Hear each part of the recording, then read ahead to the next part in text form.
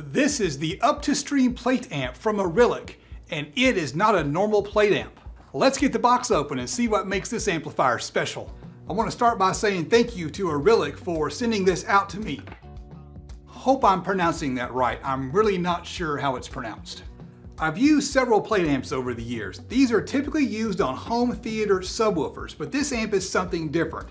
This is a 2-channel stereo amplifier, and you can use it to turn a pair of passive speakers into a pair of amplified speakers. But this amp is more than that. Let's give it a closer look. In addition to the amp itself, there are several goodies inside the box. The first thing is this pigtail with a pair of speaker wires. This is important, don't lose it. This is the wire for the right channel. You mount this amp to the back of your right speaker, and then you hook up this wire internally. They include a power cord and some antennas. More on those later. The amp comes with 2 pieces of foam gasket. Well, it looks like 2 pieces, but it's actually 4. You need these to get an airtight seal when you mount the amp to your speaker box. As far as mounting the amp, the height looks to be about 5 3/8. According to the manual, it's 135.3 millimeters. The width is about 3 3/8 or 85.3 millimeters. And the mounting depth is 3 1/16. The manual says it's 77.3 millimeters. Measuring from the wires on the main board to the back of the power supply is going to stick out about 1 1/4 inches. The power supply itself is about 1 1/4 inches tall, so if you wanted to build a separate chamber on your right speaker to house the amp, these dimensions might come in handy. I'm not quite sure what the cutout is. It's not specified in the amplifier manual anywhere. It looks like the cutout's going to be about 1/4 inch less than the external dimensions.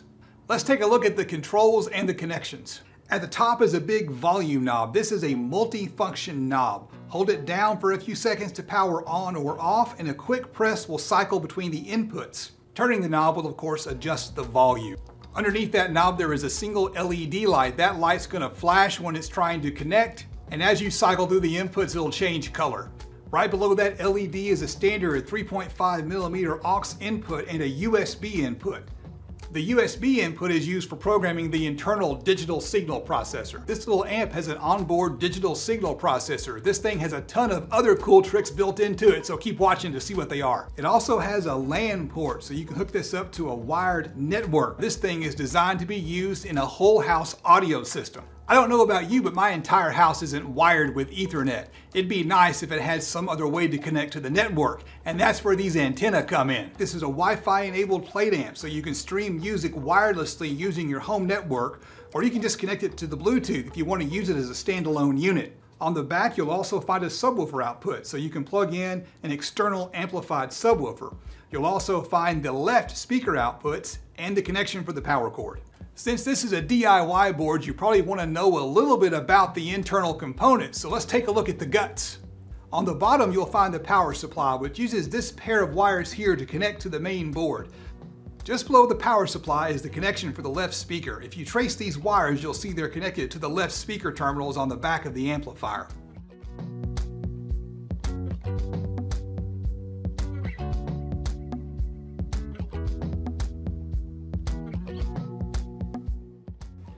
Here is the Wi-Fi antenna connected to this daughter board,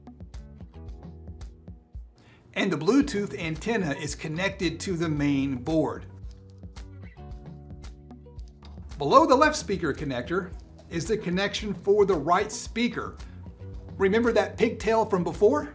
You'll need to connect that and route it to your right speaker connections.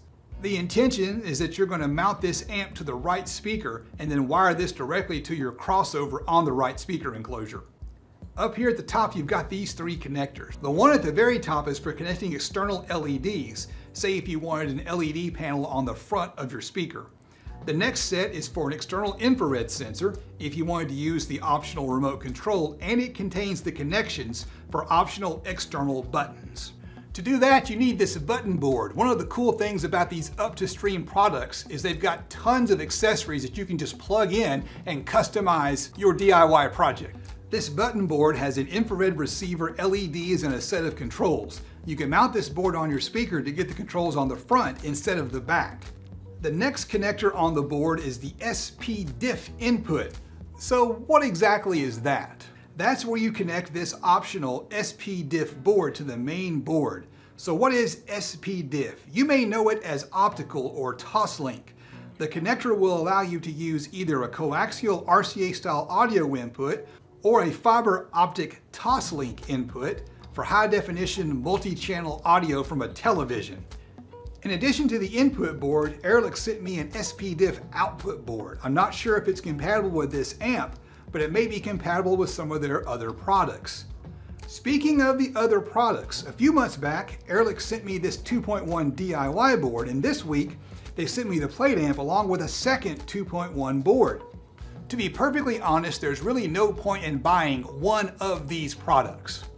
You can get Bluetooth only DIY boards a lot cheaper. Don't buy one, buy several. That way you can take advantage of wireless whole house audio. These products really shine when you buy several of them, so you can stream the same song throughout multiple rooms in your house. Now that I've got 3 of them, I've got some work to do. I need to build some speakers for my whole house Wi-Fi system. That's gonna take me a few weeks. If you wanna see me build some bookshelf speakers and some 2.1 systems, hit that like button. Now before I do that, I want to show you how this thing sounds, and I need to show you how to connect the amp to the Wi-Fi. And oh hey, I just launched my merch store. If you like the looks of this shirt, check out my merch store. I'll give you a link down in the description. I'm about to do something dangerous. There's actually a warning in the manual and a warning on the power supply, so please don't power up the device like this. If you aren't careful, you're going to get a nasty shock. To make sure I'm safe, I'm going to wire up the speakers and then connect the power wire to the device before I plug it into the wall, and then I'll be real careful not to touch the power supply while I'm showing you the device. To power the unit on, all you do is hold down the big button for a couple of seconds.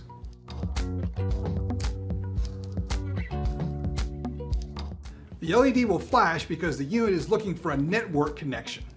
Hit the button until the LED flashes blue and you can pair the Bluetooth. It doesn't look like blue on camera, but it is blue. Here's some YouTube approved music from YouTube's audio library.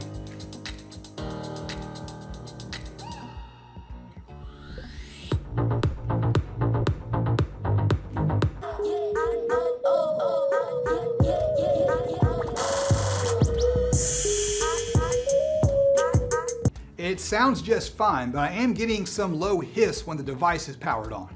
Now connecting to the Wi-Fi is just a little bit more complicated. The unit itself will actually broadcast a Wi-Fi signal, and you're going to take your phone and connect it to the Wi-Fi signal from the amplifier. For my unit, I'm looking for sound system _9A45, and I'm going to connect to that network. Then I'm going to open up the UpToStream app and just follow the prompts. Incorrect Wi-Fi password. Please cancel the setup in the app and try again. You will need your Wi-Fi password. Once connected, you'll be prompted to name the device. You can just pick a room such as garage or kitchen, or you can enter a custom name. From there, you can stream from one of several music services. If you've got a computer or a hard drive on your network set up as a media server, you can just stream from that device to this amplifier. I found some Steve Miller on my desktop computer. I played it, it sounded pretty good. I can't play it for you because of copyright restrictions. If you want to see my review of the UpToStream 2.1 board, check out this video right here. Or you can hit the subscribe button and ring the bell if you want to see me build out my whole house audio system. Before I go, let me say thank you to my patrons with a special shout out to $25 patron Dylan.